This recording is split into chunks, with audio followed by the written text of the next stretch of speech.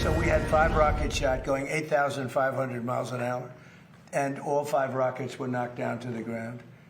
But they nevertheless took a shot, so it's our turn. And we'll see if we get there with an agreement at some point, but we're going to hit them very hard.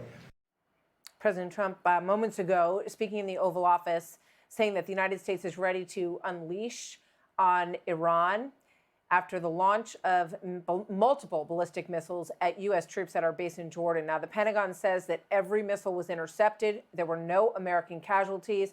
But one of the central developments here is that the United States and Saudi Arabia together quickly hit back with attacks on Iran-backed militia in Iraq, reportedly taking out several Iranian leaders. We're waiting on identification of which leaders those were. So with that, we bring in retired Vice Admiral Robert Harward, former Deputy Commander of U.S. Central Command and member of the Iran Policy Project at the Jewish Institute for National Security of America. He grew up in Iran, went to school in Tehran. Admiral, great to have you with us. Thank you for joining me. Tell me what you think about this. Is this an escalation, an expansion in terms of countries that are now involved in this, with the U.S. and Saudi Arabia doing joint strikes?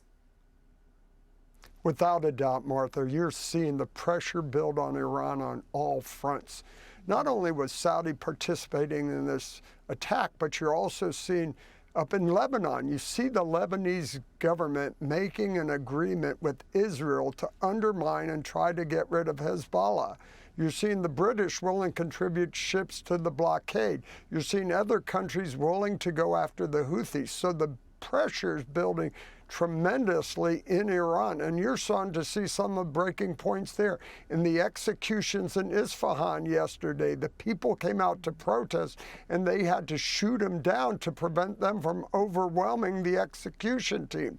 So the pressure in Iran is building, and we could see a tipping point come here in the not too distant future. Yeah, but they keep sort of making these very aggressive moves. This attack towards U.S. Assets, U.S. individuals in Jordan. Thankfully, they were shot down. And then you have this news that China is supplying them with shoulder-fired missiles. Now, this is a Reuters report. We just heard the president respond to a question from Jackie Heinrich on this. He said he does not know if that is true and that he would be disappointed in President Xi if it is. Your thoughts on that?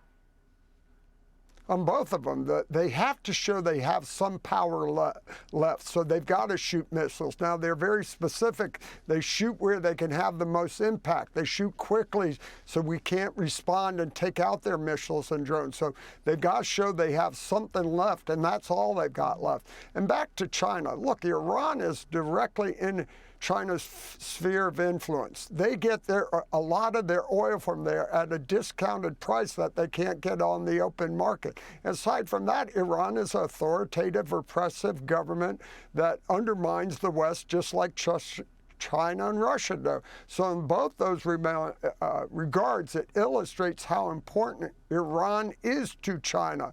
And you talked about those missiles. We don't know if they went in before the conversation the president had with Ping or after.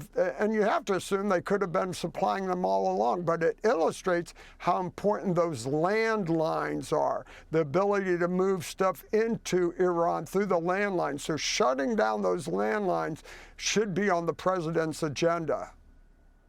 Very interesting. General Jack Keane also said the same thing, that we have to shut down their supply lines. If you look at any major war, that has been a very important part of cutting off the lifeblood to the enemy. Admiral Harward, always good to have you, sir. Thank you very much. Be sure to like and subscribe for all the Fox News latest on YouTube, and catch full shows streaming now on Fox One.